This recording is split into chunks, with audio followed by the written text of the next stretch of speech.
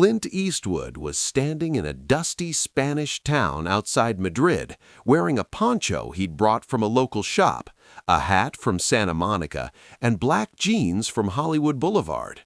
He was about to star in a low-budget Italian Western that nobody in Hollywood believed in, directed by a guy who didn't speak English, surrounded by a crew who spoke 3 different languages, none of which Clint understood. His agent thought he was insane. His friends thought his career was over. Hollywood laughed at the idea of an Italian making a Western. But Clint had read the script, a blatant ripoff of a Japanese samurai movie, Yojimbo, and something about it felt right. He signed the contract for $15,000 and a Mercedes-Benz. That decision changed cinema forever. It was 1963, and Clint Eastwood was tired. He'd been playing Rowdy Yates on the TV Western Rawhide for 5 years. Every week the same thing, the conventional white hat, the hero who kissed old ladies, was kind to dogs, nice to everybody. Clint was sick of it. "I did get awfully tired of playing the conventional white hat," he later said. "It was time to be an anti-hero." Then one day, his Rawhide co-star Eric Fleming got offered a weird gig.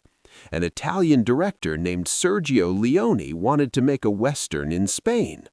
Fleming read the script and immediately said no. It sounded terrible. Low budget, foreign crew, no major studio backing. Fleming wasn't interested.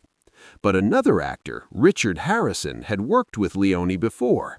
Harrison didn't want the role either, but when the producers asked if he knew anyone who could play a cowboy convincingly, Harrison thought of Clint.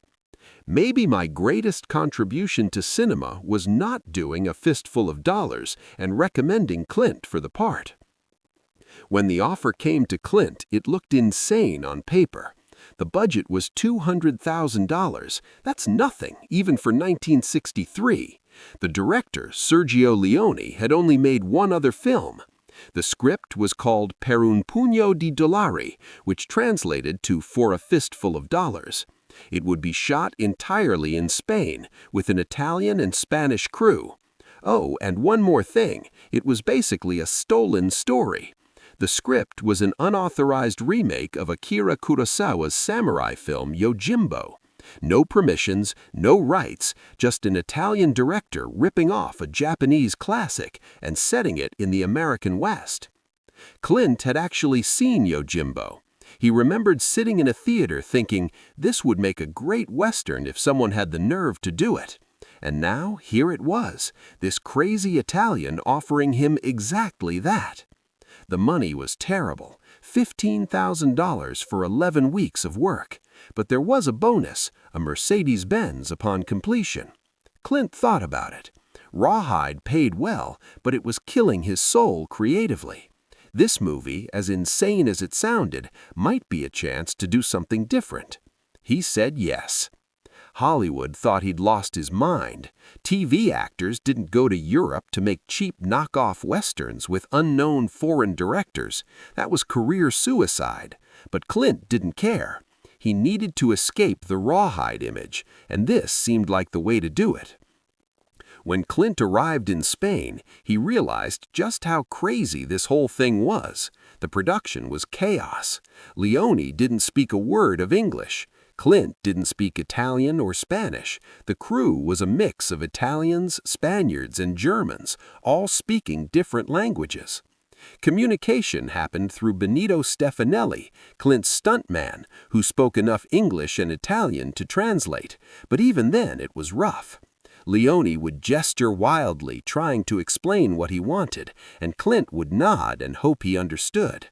Leone needed a mask more than an actor, the director would later explain, and back then Eastwood had only 2 facial expressions, with the hat and without the hat. It wasn't meant as a compliment, but it worked. Leone didn't want an actor who emoted and explained everything. He wanted someone who could convey menace and mystery through silence and squinting. Clint was perfect. The costume became iconic by accident. Clint put together his own outfit.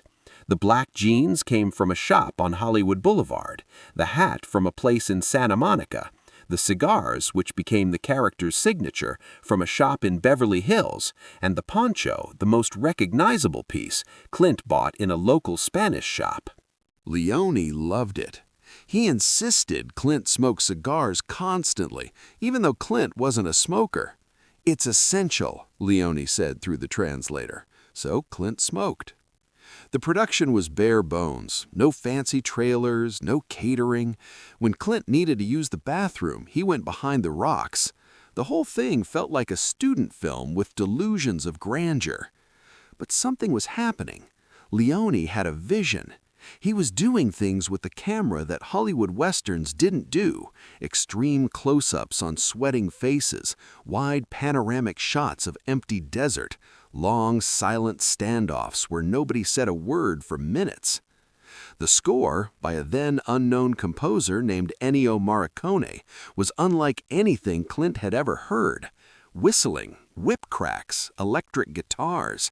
It sounded insane, but somehow it worked. They shot the entire film in about 8 weeks. All the dialogue was recorded later in post-production, which was standard for Italian films. Clint didn't even dub his own voice for the Italian release. An Italian actor named Enrico Maria Salerno did Clint's voice. It wasn't until the American release 3 years later that audiences heard Clint's actual voice in the role. When filming wrapped, Clint got his Mercedes and flew back to America, assuming the movie would disappear into obscurity. He went back to Rawhide, back to playing Rowdy Yates, back to being the conventional white hat. But in Italy, something unexpected happened. A Fistful of Dollars premiered in 1964 and became a sensation. Italian audiences had never seen a Western like this. It was violent, amoral, cynical. The hero wasn't heroic. He played both sides against each other for money. He wasn't saving anyone out of the goodness of his heart. He was in it for himself. Critics hated it. They called it cheap, crude, a bastardization of the Western genre. But audiences didn't care. They packed theaters. The film made millions. Back in America, Clint had no idea. He was still doing Rawhide episodes when someone mentioned seeing his name on a movie poster in Europe. Clint was confused. What movie? He'd made some TV westerns, sure, but nothing major. Then he saw the title, The Magnificent Stranger. Wait, that wasn't... It was his movie, Per un pugno di dollari, released under different titles across Europe, and it was huge. Leone immediately wanted a sequel for a few dollars more. Bigger budget, better production values, same character, same poncho, same squint. Clint agreed. The second film was even bigger. Then came the third, The Good, the Bad, and the Ugly. By now, the trilogy was a cultural phenomenon in Europe. United Artists bought the rights to distribute all 3 films in America. But there was a problem. Akira Kurosawa, the director of Yojimbo, had heard about this Italian Western that stole his story. He sued, and he won. Kurosawa wrote Leone a letter. "Signor Leone, I have just had the chance to see your film. It is a very fine film, but it is my film." The lawsuit delayed the American release for years. When they finally settled, Kurosawa got 15% of the worldwide revenue. Ironically, he made more money from A Fistful of Dollars than he did from Yojimbo. When the Dollars trilogy finally hit American theaters in 1967, Clint Eastwood went from TV actor to international movie star literally overnight. The films were released in sequence, one after another, and American audiences went crazy. Critics were brutal. The New York Times called The Good, the Bad, and the Ugly the most expensive, pious, and repellent movie in the history of its peculiar genre. Another critic called A Fistful of Dollars cheapjack and excruciatingly dopey. But audiences didn't care what critics thought. They loved these movies. The Man with No Name, as United Artists marketed Clint's character, became a cultural icon. The squint, the poncho, the cigar, the silence. Everything about the character was the opposite of traditional Western heroes, and people couldn't get enough. The films made Clint a global superstar. More importantly, they created an entire genre, the spaghetti western. Suddenly, dozens of Italian directors were making westerns in Spain. None of them captured Leone's magic, but they tried. And here's the crazy part. Those 3 films made for pocket change in the desert outside Madrid are now considered among the greatest westerns ever made. A Fistful of Dollars has a 98% rating on Rotten Tomatoes. The Good, the Bad, and the Ugly is routinely listed as one of the greatest films of all time. The score by Ennio Morricone, which sounded so strange back in 1964, is now iconic. You can hum the theme from The Good, the Bad, and the Ugly right now. Everyone can. It's embedded in popular culture. And Clint's performance?